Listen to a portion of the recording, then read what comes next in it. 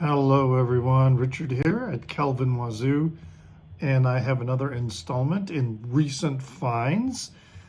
And as the title implies, these particular artists that I have recently picked up are quite experimental, avant-garde, and I do believe there is, or I should say when I first heard them, I'm sitting there thinking, wow, these guys are influenced by this record here, Uncle Meat, by the Mothers of Invention, which was recently talking with some other people about this. It's to me an extraordinary album. It is a really good musical piece, and the thematic organization of the songs. I mean, some of the songs sound like really bizarre, but if you listen to them closely, they are all repeating the theme that is laid out with usually the first song. So you've got, for example, the main theme of Uncle Meat, which opens up the record. Then you have the other themes that go along with the dog breath variations, with Electric Aunt Jemima, and then also following through until King Kong, which is, to me, one of the best pieces ever in Frank's catalog. So anyway, I mean, I'll have a link to my review of this. I reviewed this a long time ago. But what I want you to listen to now is just the opening track to Uncle Meat, and that's going to be the Uncle Meat variation, the main title theme. All right, because I just want you to have that sound in your mind as I talk about the others. So give that a listen.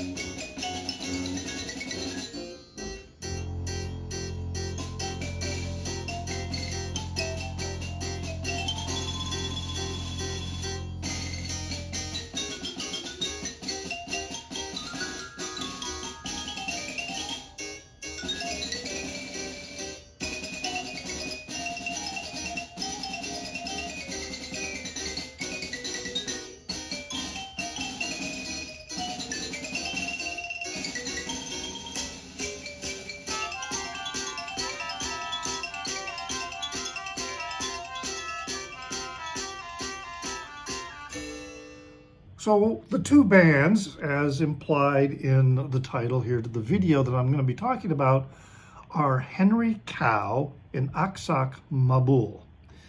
And I stumbled across these just quite by, well, I won't say by accident, but I just found this, the first one record that I found was Aksak Maboul, and it was the cover, which I'll show later.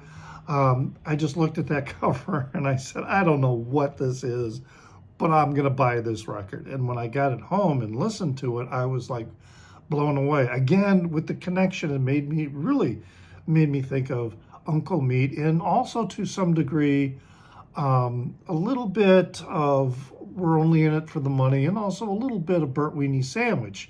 That kind of era of when Frank and the Mothers were constructing these types of songs, these suites that they were turning out.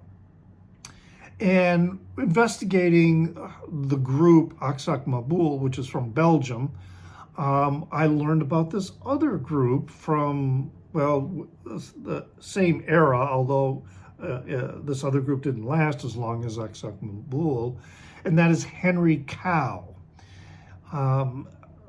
Amazing. I found out about them, started listening to their material online. Actually, I don't think I did. I don't think I listened to Henry Cow online first. I just thought, okay, I'm going to be interested in collecting their records. And then I find them in a record store because they have been reissued.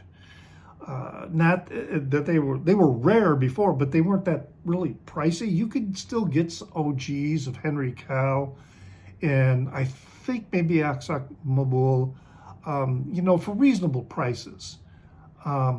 But now you don't have to hunt for these OGs.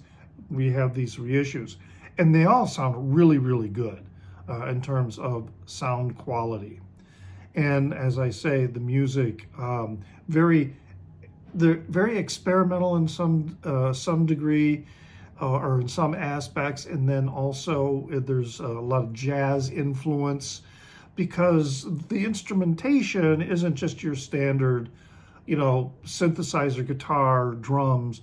They use woodwinds and some stringed instruments, but it's the application of the woodwinds that really made me think of Uncle Meat. So let's get started.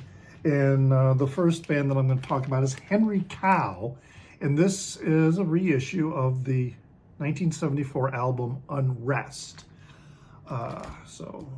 Oops, a little glare there, but there we have the label. So Henry Cow was formed in Cambridge, England in 1968. And as I say, this one is from 1974.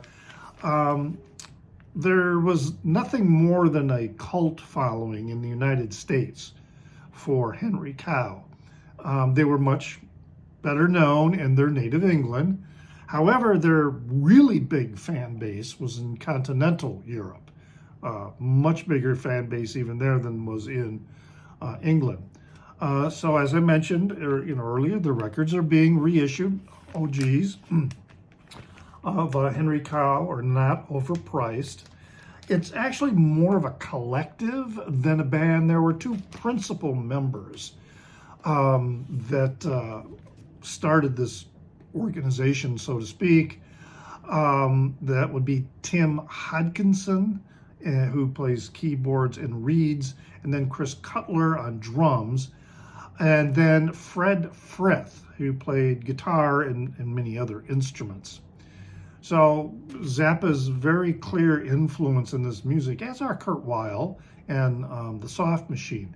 So for this first record of Henry Cow, Unrest, I have two needle drops to give you an example of what the music is going to sound like. So here's the first one.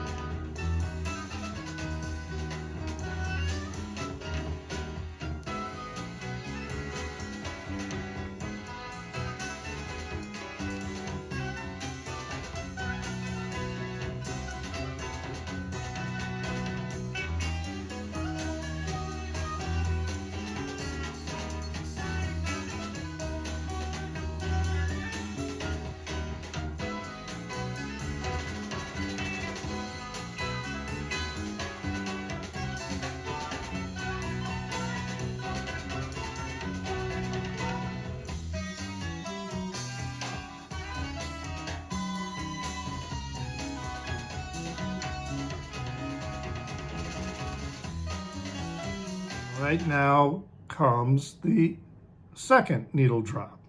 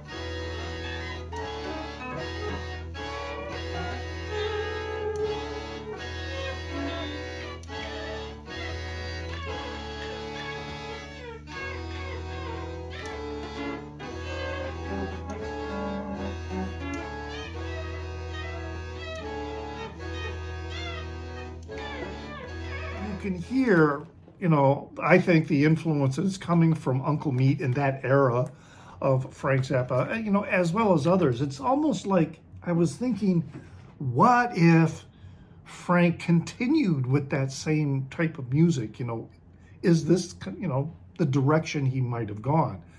But I think often with Frank and the way he shifts, or shifted, I should say, his sound in the music that he was composing, it was kind of like, okay, I've done this and everybody else is now doing it. I'm going to move on to something else.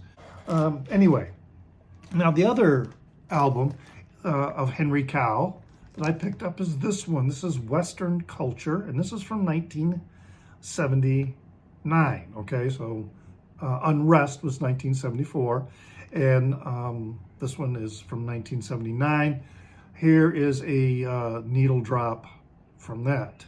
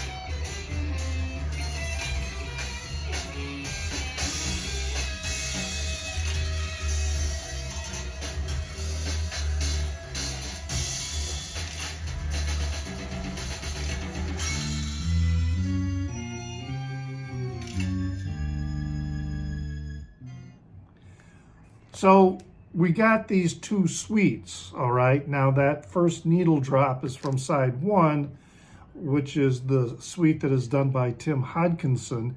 Now here's a needle drop for side two.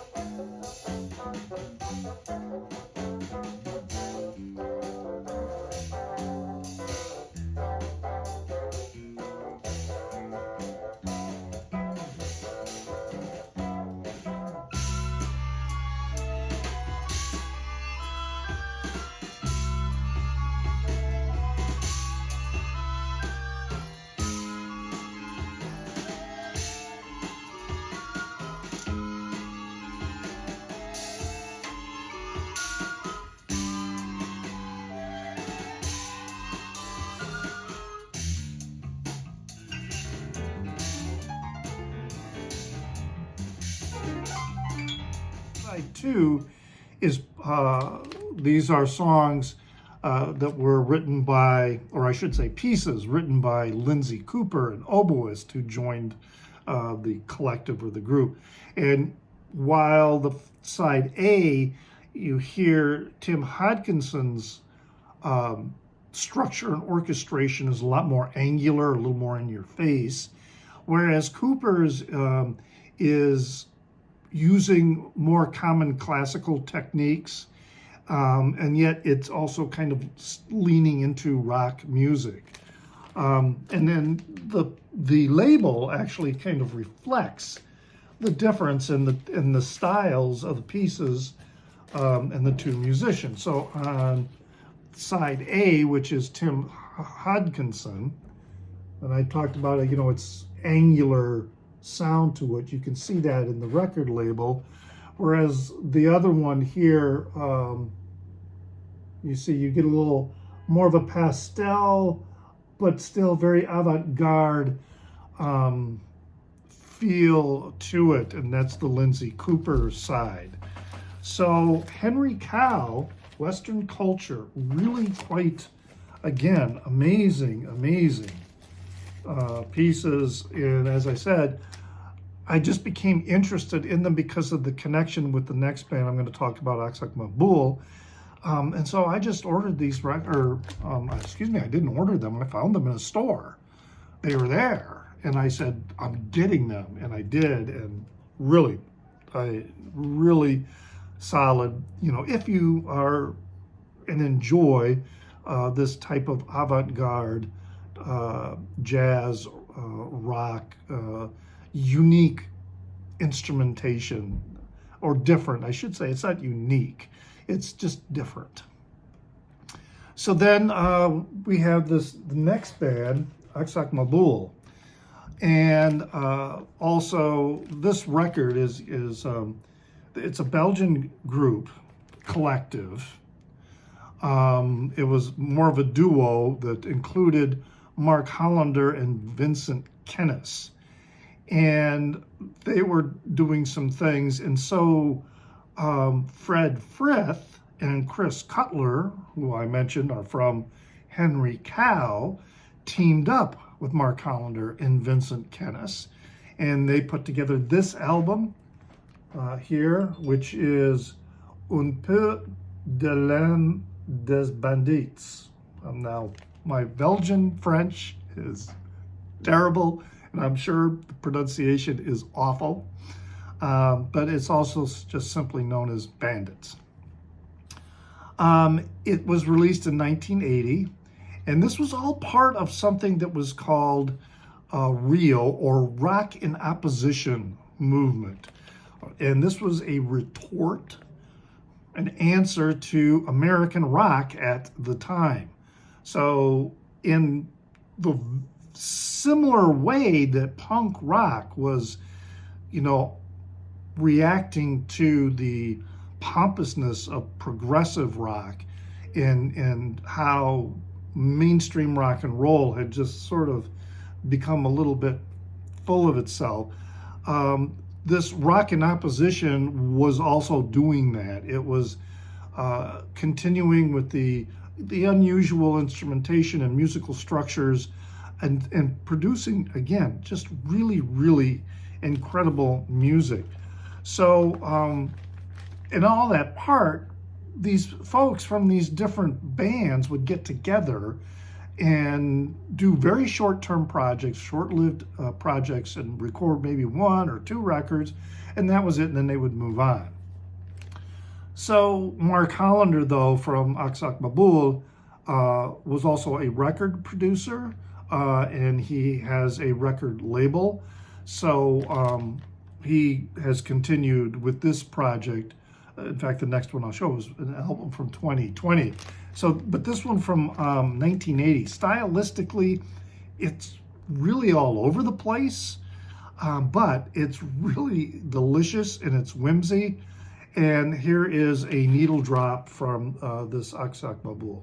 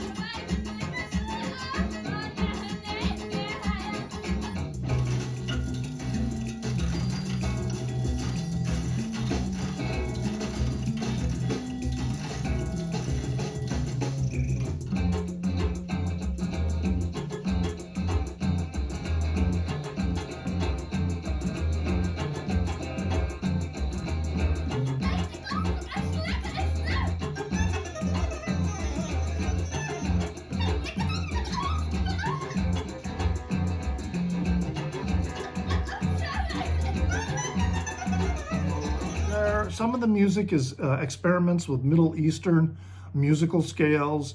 It's mixing electrified instruments with woodwinds like oboes and bassoons and a bass clarinet, as well as some string instruments like violins and cellos. And side 2 of this album is a suite.